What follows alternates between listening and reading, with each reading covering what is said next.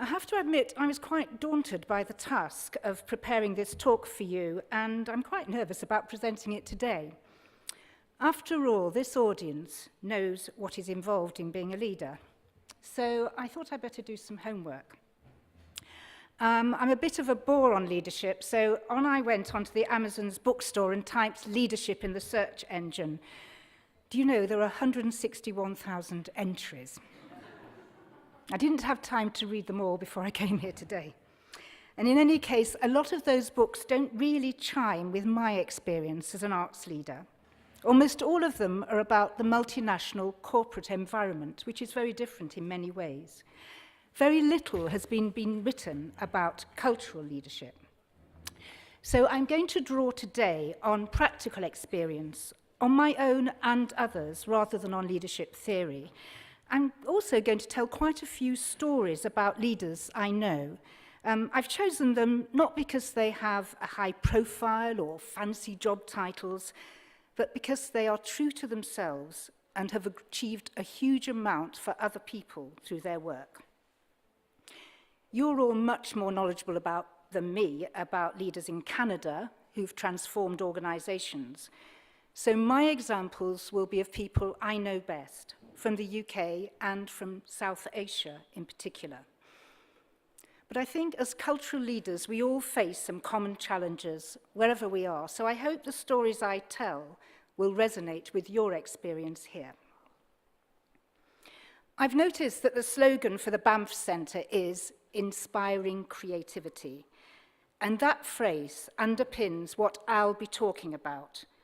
The role that leaders have in inspiring and encouraging everyone to be creative, including the people who will succeed them. What I'm going to focus on today is the changing role of the cultural organisation in a changing world, and how this is reflected in the form of the institution and its organisational culture.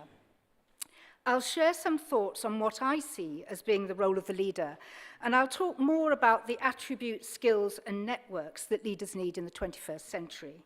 And then I'll finish up with a few reflections on how we might find and develop the next generation who will lead, reimagine, and renew cultural institutions. It's taken me years to realize that an organization is fundamentally a group of people with creative ideas, shared values, and a common purpose. This here is the mission statement of the National Theatre of Wales.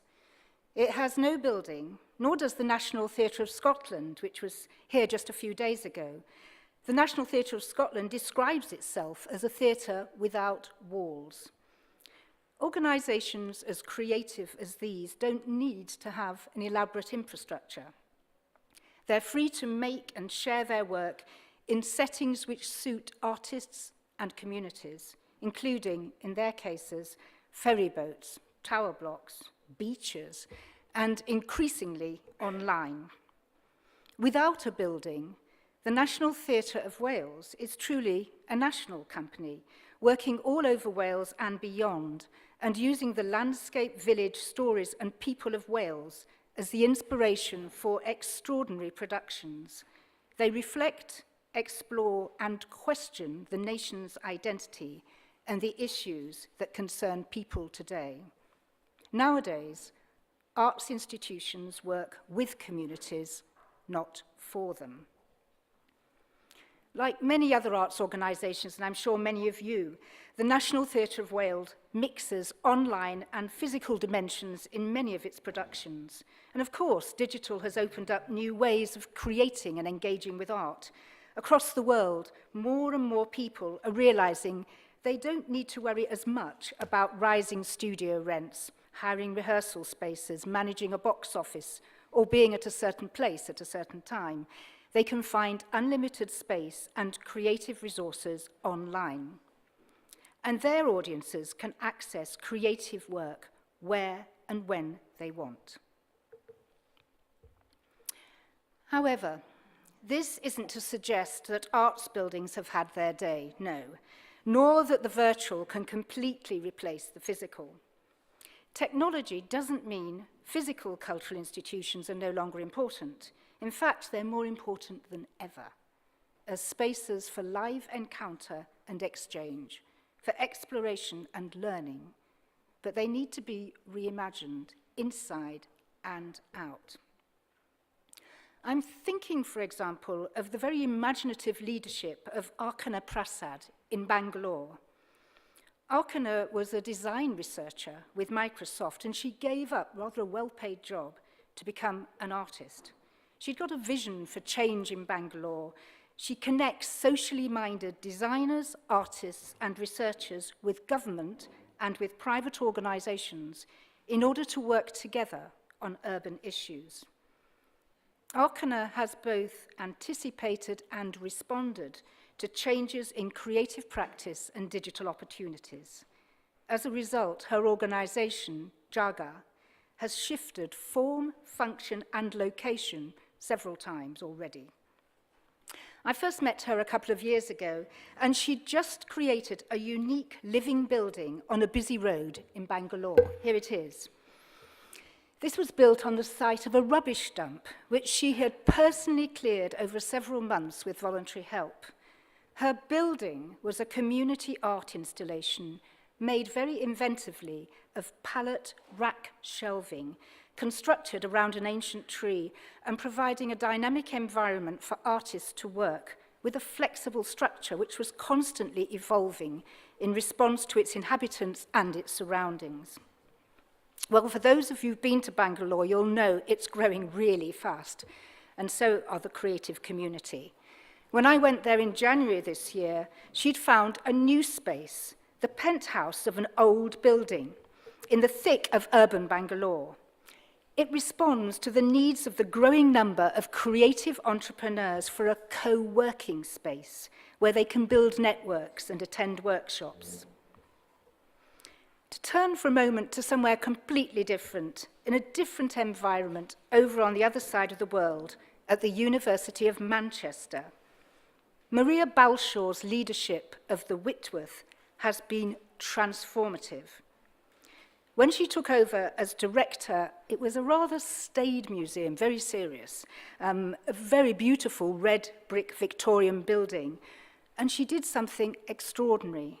I'm going to attempt to show you a film now, which I hope will give you a flavour of just what she did.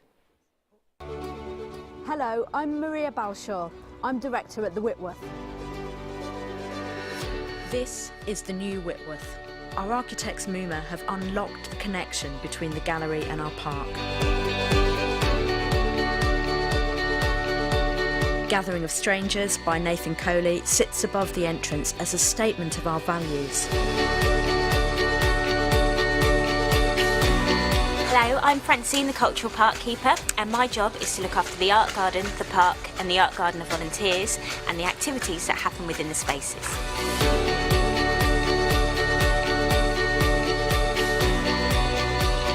Hi, I'm Amy George, Curator of Textiles and Wallpaper at the Whitworth. The Collection Centre is probably something we curators are most excited about. It's a place where people of all ages and abilities, not just experts, can get hands-on with our collections. This week, everything in this space was chosen by our visitors, and next week it will be replaced with a selection chosen by toddlers.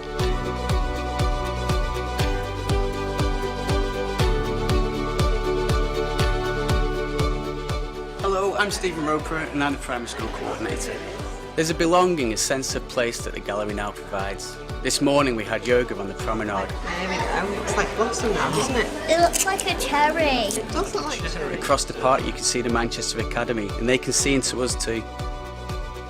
We have great relationships with our local schools, colleges and universities.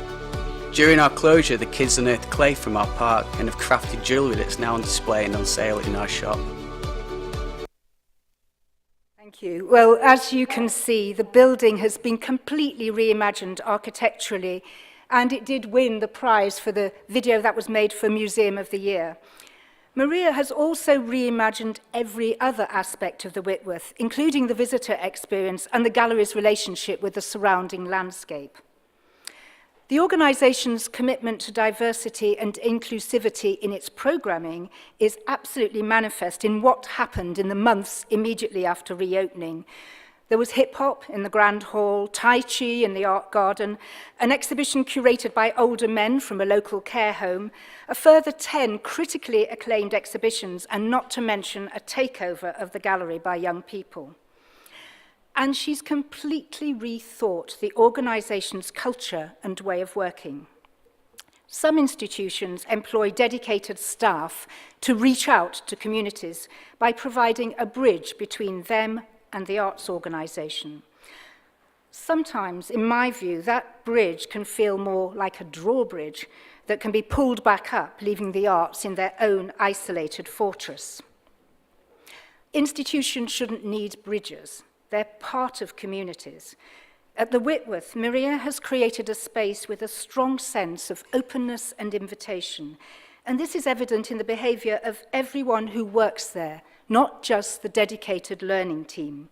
I've rarely felt such a warm welcome at any arts institution as I have at the Whitworth until I came to Banff. On a very different scale, it was all change at the British Museum when Neil McGregor was appointed director.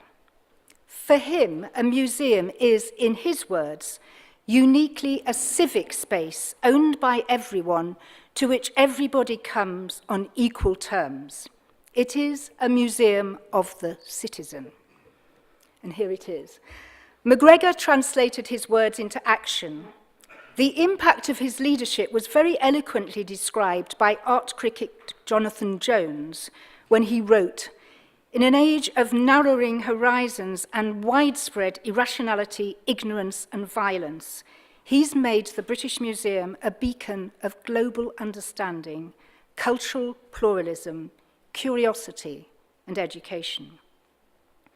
Even the grandest of museums like this can become agents for social cohesion, helping to deepen the understanding of different cultures and build a more open society.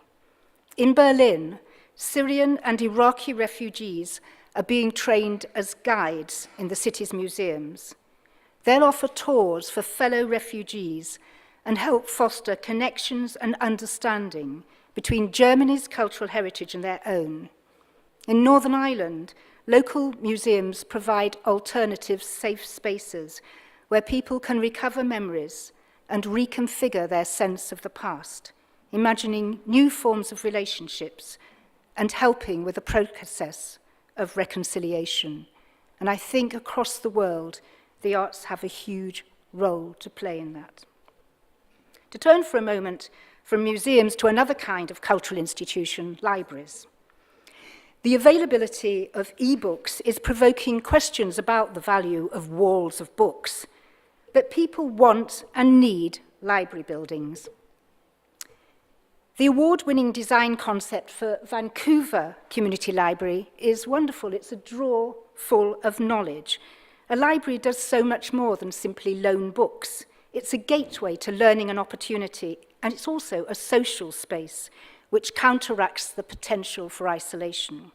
Because of this, librarians are also completely rethinking their own roles, recognizing the need for them to be digital leaders, but also creators and guardians of flexible spaces which are modern, safe, and welcoming.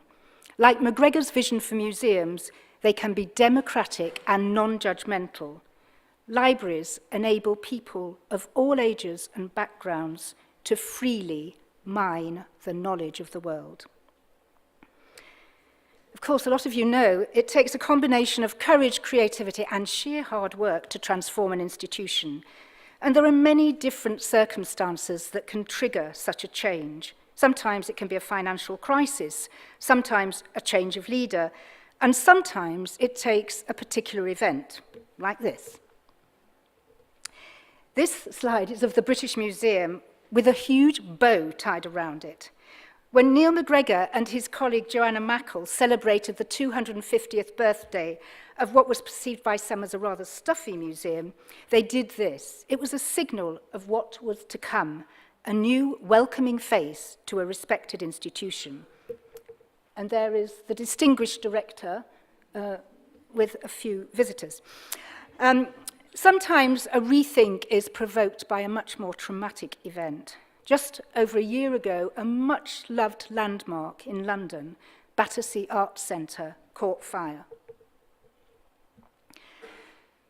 Response to the fire was instantaneous. Offers of help and money came from local businesses and residents, from the arts profession, and from people across the UK and from many different countries.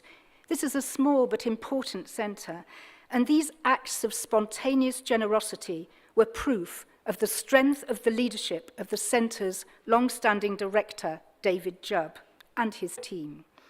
Together, they had built trusting and respectful relationships over many years. David both personifies and enacts the long-standing guiding principle of BAC, not for me, not for you, but for us. Once they got over the initial shock, David, the staff, and the local community got together to ask themselves what they had lost, what they were going to rebuild, and what their core purpose was. I think you have a theatre here in Canada, Théâtre Passe-Muraille, which reflects the concept of beyond walls in name as well as in action. After the fire, the team at Battersea realised that it was important to work beyond walls and not just rely on their building. Work beyond walls enables you to meet people who might not otherwise walk into a dedicated cultural space. For those people, theatre can be a sanctuary, a secure space where all kinds of people can be different together, explore together, imagine together at all times of day, not just time of performance. A very specific example of this in Europe is that many theatres are now providing a safe, secure space, a sanctuary for refugee communities. David wrote about the thinking at Battersea in a recent article. Theatre shouldn't become irrelevant to the many in favour of the few, he wrote. It should encourage everyday cultural participation, everyday creativity, where not only artists, but everyone can be a protagonist. David openly admitted in writing there are some old-fashioned hierarchies inside our cultural spaces, including the one I run, that we need to break down. We are homes for human creativity, and we must develop the ideas of the public just as much as we develop the ideas of artists. Well, as I've already said, it doesn't all have to happen within walls, and two former employees of BAC, Joe Hunter and David Micklem, inspired by the ethos there, have created an online campaign, 64 million artists for everyone in Britain to do something new and celebrate their creativity. Visions such as these reveal a shift from exclusive arts venues, and that's not to say that cultural institutions should abandon their artistic integrity. But if they're to remain relevant, their leaders need to reconsider their programming, reimagine their institutions as shared public spaces, both physical and virtual, where everyone has the opportunity of being creative. And they don't need to wait for an anniversary or fire before doing so.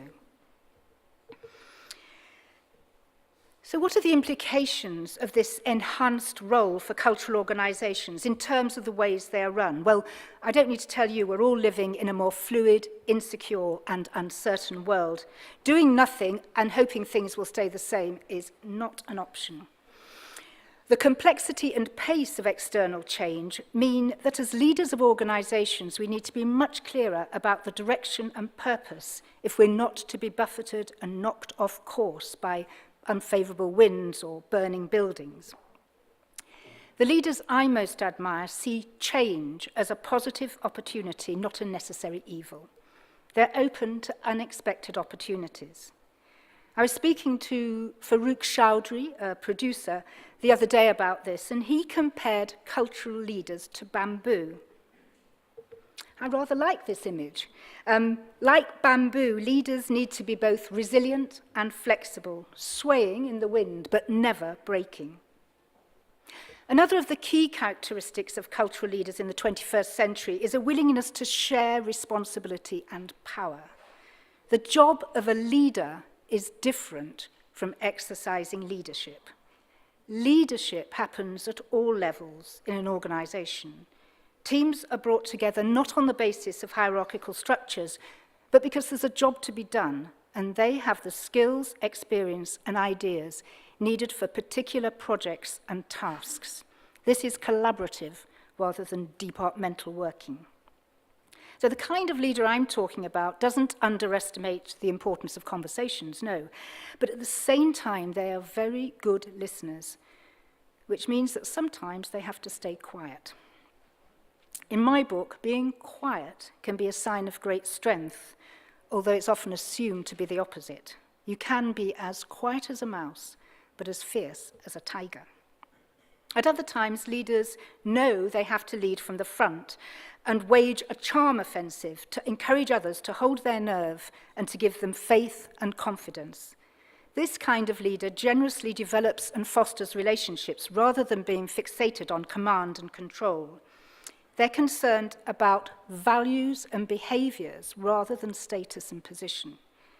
As leaders, we need to be ambitious for our organisation or cause, not just for ourselves.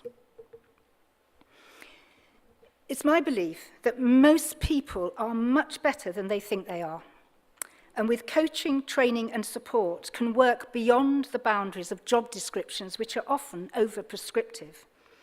Leaders inspire and encourage a committed team who are enabled to be the best version of themselves, to play to their strengths and to discover strengths they didn't know they had.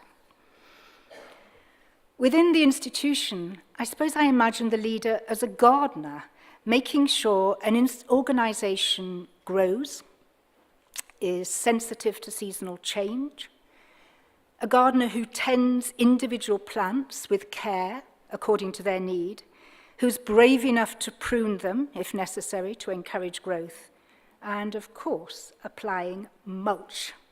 Mulch, which protects, insulates, and enriches. Perhaps the leader is a mulch spreader, I don't know. I don't think people should be bound by their job titles. Some students asked me the other day whether the role of executive director might perhaps be renamed creative producer.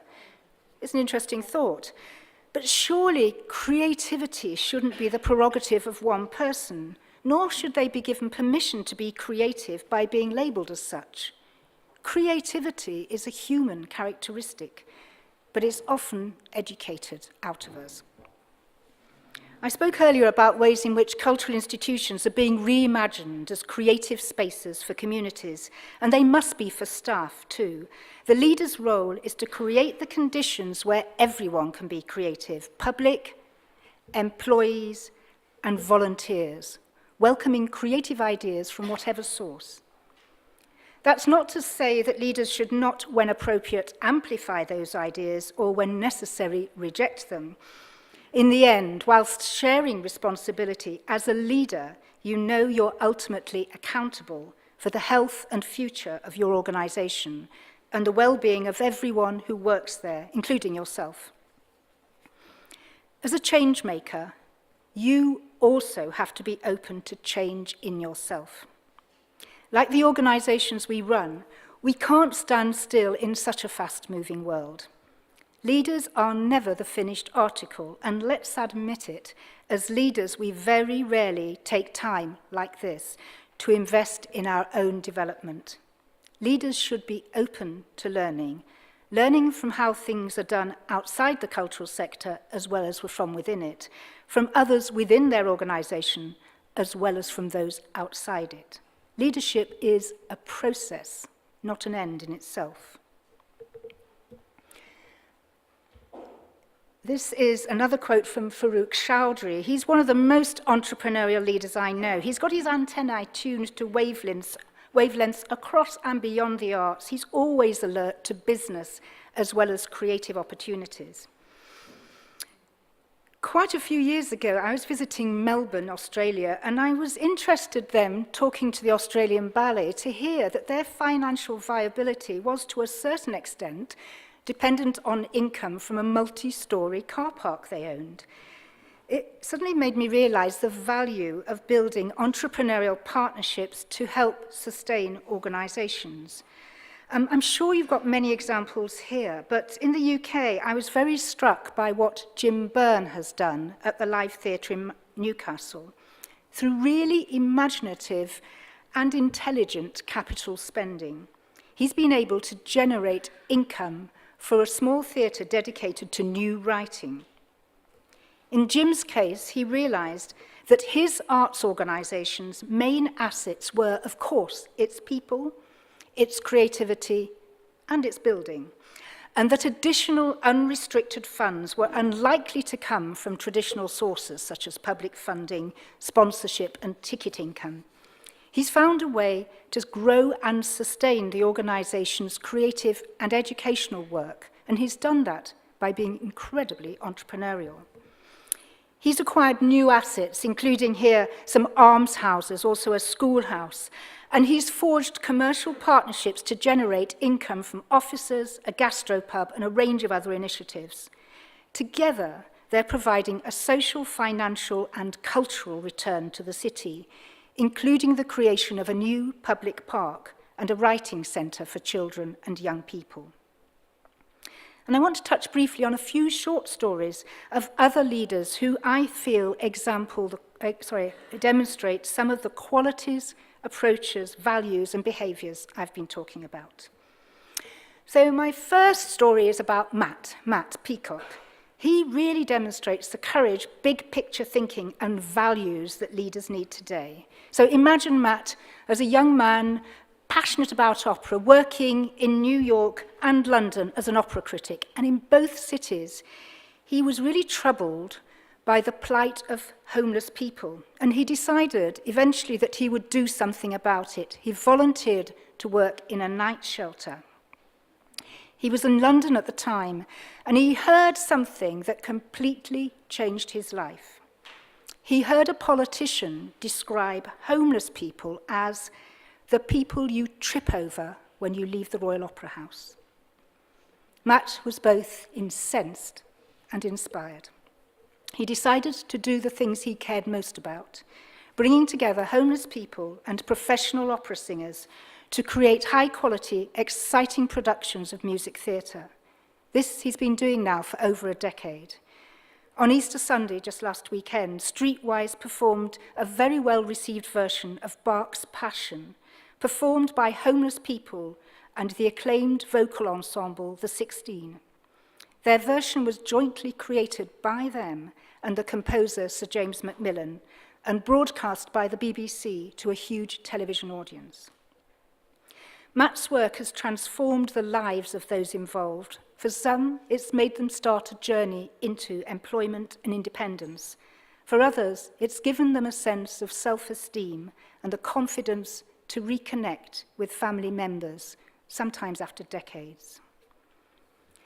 4 years ago, he persuaded the Royal Opera House to host a Streetwise event as part of the Olympic celebrations in London.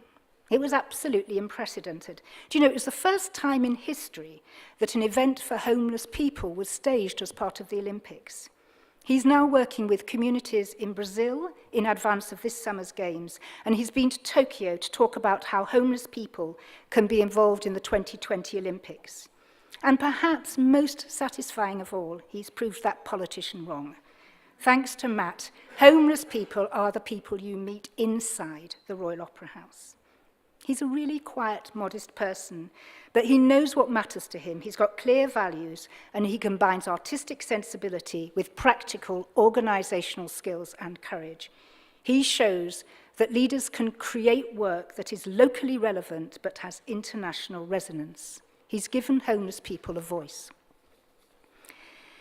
There are many examples of people like Matt who've created organizations, and his is constantly evolving.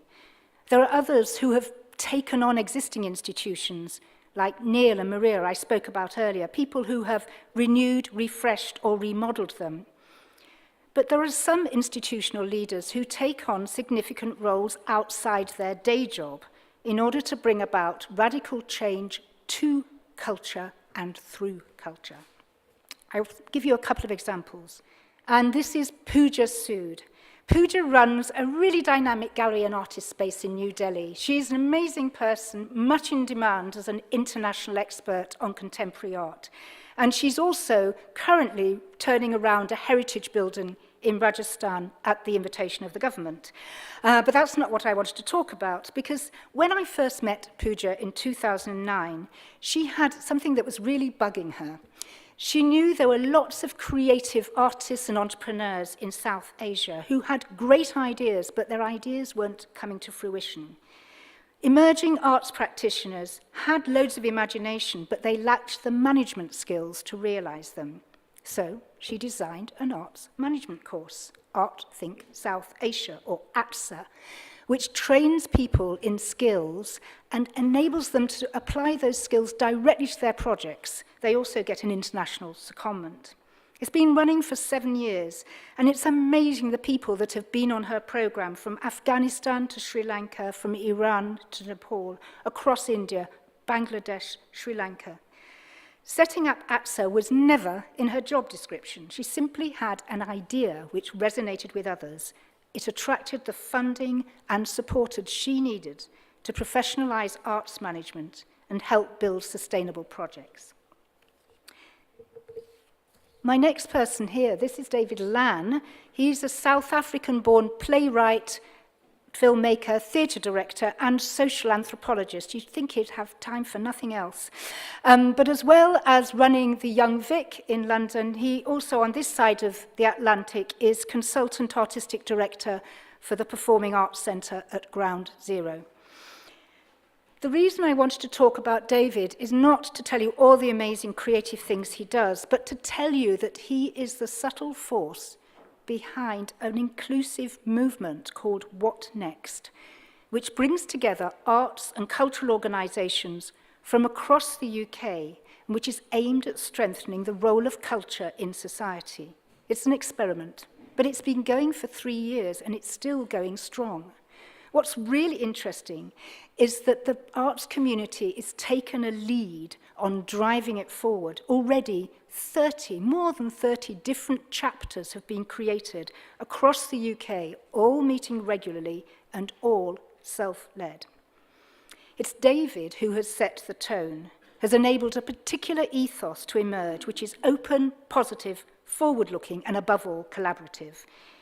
He is the quiet leader who perhaps best exemplifies what I've been talking about, leadership focused on values, relationships, and shared responsibility, changing not just the leadership of culture, but the culture of leadership. Well, you don't have to wait for an invitation to go to a What Next meeting, you just turn up. You don't have to run an organisation or even work for one. You don't have to be employed, of course, by an institution to lead. You can lead as a cultural activist, a thought leader, a change maker, an artist, or in the case of Grace and Perry, all of the above. The people I've been speaking about, Pooja, David, and now Grace, and they're all what I think was described yesterday as seasoned leaders. Who's going to succeed them as the next generation? Will there be enough leaders to go round? Well, that was pretty much the question that the Clore Duffield Foundation, an independent UK charity, asked itself 14 years ago. Why aren't we developing more homegrown talent, they wondered. I know in other parts of the world, similar questions have been asked. It's true that in the UK, not enough people were putting themselves forward to run big institutions. There were no clear succession strategies, and the leadership of our institutions was not culturally diverse. The foundation talked to hundreds of us working in the arts. It looked at leadership developments internationally, and it decided it would set up a small organisation which would work closely with the arts community to actively engage in talent spotting and fast-tracking potential leaders across the whole cultural sector. And that's what we've been doing for the last 12 years. Ross described some of our work, so I won't repeat that.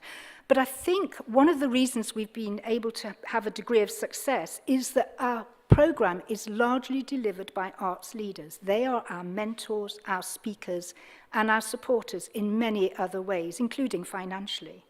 They feel a sense of ownership and responsibility.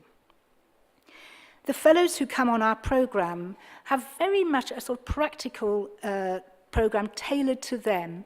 One of the things that they get most out of is a 3-month secondment somewhere really different, and quite often we encourage them to go right outside culture. So they might find themselves, as someone did, spending 3 months with nuclear physicists in CERN. She stayed for 4 years and set up an international artist residency. They might find themselves working in businesses like Unilever or at the Houses of Parliament, or in one case, the White House. They learn about themselves from others' experience, from self-reflection, from seeing leaders at work, and just from trying things out for themselves. And critically, I think, the sense of fellowship is more important perhaps than anything else. Each group of fellows has formed strong, endearing bonds amongst the peers, learning more from one another than from any external expert. What have I learned about leadership development over the last few years? Well, I'd like to finish with just a few of my favourite things. One thing is certain: leadership is essential for the success of creative and cultural organisations, and there's no shortage of leadership talent, aspiration, or ambition. The people who put themselves forward for leadership development are very diverse, and they've got an appetite to lead. Secondly, not everyone wants to run an institution or even work within one. Leadership should be a choice, not something you're given, and people find different ways to lead. Thirdly, leadership is about learning, not about being taught. We found that people learn in different ways at different speeds and have different rhythms. And because of this, you need to be really flexible and not impose a set pattern or order on leadership development. Fourth, you can't predefine the legacy of any leadership program. It will grow in multiple, unexpected, and, believe me, surprising ways. The outcomes will be different for each individual. Fifth, leadership development is about discovery, not theory. You can certainly learn a lot from books, but the best way is from your own experience and learning from others' experiences and mistakes. Sixthly, discomfort, which is what I'm feeling as I try to say sixthly, discomfort can be a valuable way of learning, trying the unknown, getting out of your comfort zone, looking outside the cultural sector. Point 7. International person-to-person exchange and seeing the big global picture are integral parts of the development of our homegrown leaders. The benefits of including international fellows are as vital for the UK-based fellows as for them. And here are some fellows. 8, we found that by investing in leadership, you develop people who are not only fit for your national marketplace, but for an international one too. 9, the next generation will be different from the current generation of leaders, provided they're given the opportunity to lead. I feel really optimistic about the future of the cultural sector. I see talented, resilient, and creative people at all levels, in all types of organisations and outside organisations. They will provide the leadership that culture needs. They will choose to lead, to be placemakers and change makers. But who will choose them? The boards of directors are the guardians of our cultural institutions. Will they recognise that the role of those institutions is changing, and that the leaders they appoint will need to be open to ways of making and engaging with culture that we can't yet imagine? They will need to be reflective of and connected to the communities that we serve, and they'll need to have the courage, integrity, and creativity to reimagine, redefine, refresh, and renew our cultural institutions. And my final 10th point. People are very generous in wanting to help the next generation, and in turn, they learn from and are re-stimulated by them. It's a two-way thing. By involving the cultural sector as a whole in supporting the development of the next generation, you start to change the culture of the arts. And you don't need a national programme like ours to make it happen. It can help. But those of us who are experienced leaders need to be open to learning and to sharing our learning with others. Also, if we want to attract and develop a wider range of talent in the arts, we'll need to be really imaginative and innovative in the way we spot potential, the way we recruit people, and the way we invest in their professional development. As they climb the mountain, experienced arts leaders put up ropes to assist others in climbing it alongside them. In doing this, they help create a new breed of leaders who will reimagine our cultural life. Creating space for a new generation. That will be our legacy. Thank you.